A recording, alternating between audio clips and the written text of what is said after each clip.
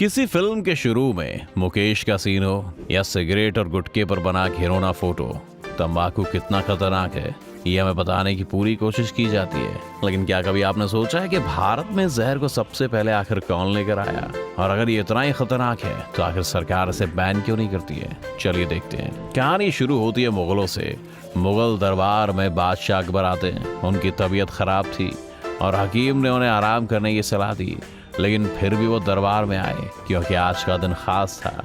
बीजापुर से मिर्जा असद बेग एक खुशखबरी लेकर लौटे। शहजादे दानियाल के आदिल शाह की बेटी से निकाह तय हो गया था और मामला तय कर असद बेग बीजापुर से तोहफे में मिला माल लेकर आगरा पहुंचे थे। तोहफों पर से दस्तरखान हटाया गया तो उनमें चांदी और सोने की तश्तरियों में एक से बढ़कर एक सामान रखा हुआ था। फिर असद बेग बादशाह के आगे पेश हुए और एक छोटी सी चांदी की तश्तरी बादशाह के आगे रख दी। तश्तरी में कुछ सामान सजा हुआ था। नक्काशी किया हुआ एक खूबसूरत पाइप, साथ में कलम जो लंबाई में 3 हाथ थी। उसके दोनों सिरों को रंग कर तामचीनी से सजाया गया था। कलम के साथ एक चांदी की ट्यूब थी और उसे भी बैगनी मखमल से लपेटा गया था। इस पूरे ताम झाम के साथ मसाले जैसे भी कोई चीज रखी हुई थी और साथ में जलाने वाला एक सुंदर सा बर्नर था। यह अजीबो गरीब सामान देखकर अकबर ने असद से पूछा, ये सब क्या है? असद बेग ने फरमाया, हुजूर ये तंबाकू है, दवाई के तौर पर बादशाह की खिदमत में पेश कर रहा हूँ। बात पर जोर देने के लिए असद बेग ने आगे कहा, हुजूर मक्का और मदीना में सब लोग तंबाकू से वाकिफ हैं। ये सुनकर अकबर ने बेग से उसे तैयार कर पाइप आगे बढ़ाने को कहा।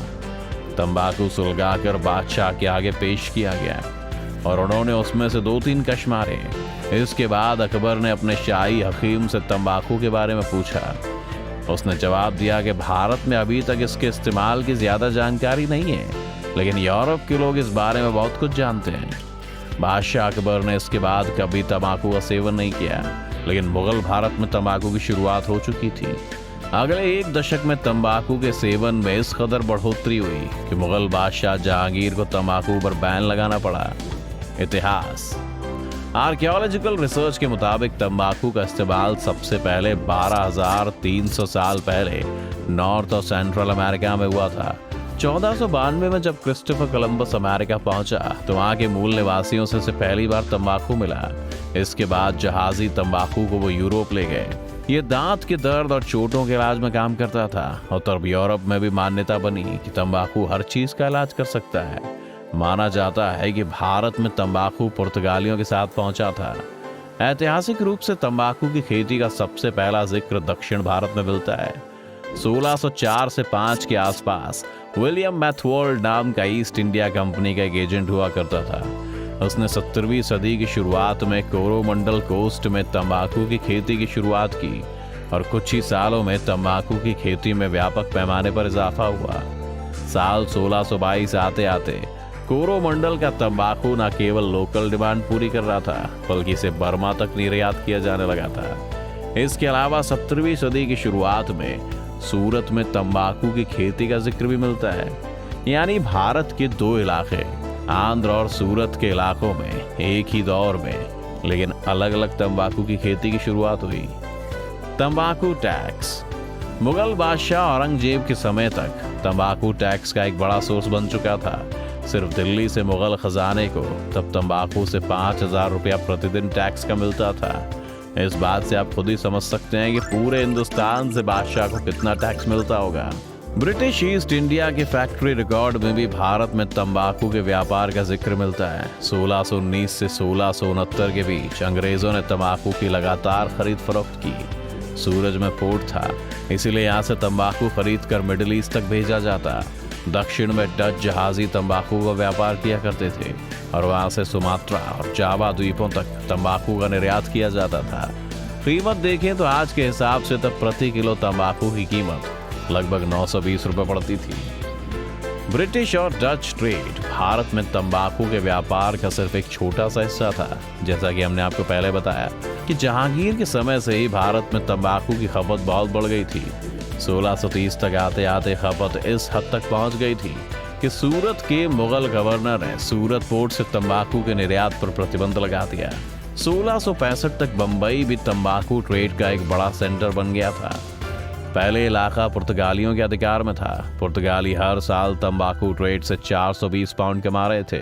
बाद में अंग्रेजों का इस इलाके पर अधिकार हुआ और 1668 तक ये रकम बढ़ते बढ़ते 12,000 पाउंड प्रतिवर्ष हो गई, यानी 5 साल में 30 गुना का इजाफा। 17वीं शताब्दी के अंत तक तंबाकू फायदे का सौदा था, इसलिए तंबाकू ने दूसरी फसलों की जगह ले ली। बिहार, उड़ीसा और उत्तर भारत के अधिकतर इलाकों में तंबाकू की खेती होने लगी थी।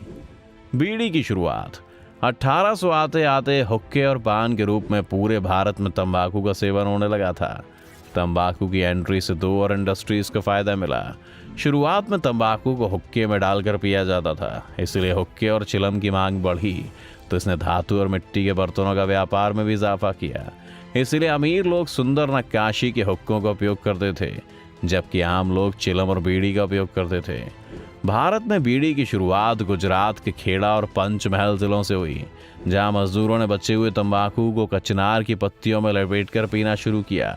माना जाता है कि बीड़ी के व्यापार की शुरुआत गोमती नगर के मोहनलाल पटेल और हरगोविंद दास ने की थी। 1899 में गुजरात में अकाल पड़ा तो ये दोनों काम के सिलसिले में जबलपुर पहुंचे। यहाँ उन्होंने बीड़ी के धंधे की शुरुआत की। दोनों ने देखा कि तेंदू के पत्ते बीड़ी बनाने के लिए ज्यादा मुफीद थे और तेंदू जबलपुर के आसपास काफी मिलता था।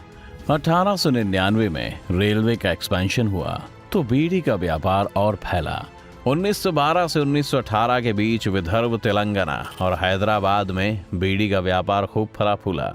1920 में स्वदेशी आंदोलन की शुरुआत हुई तो बीड़ी उद्योग को और ताकत मिली।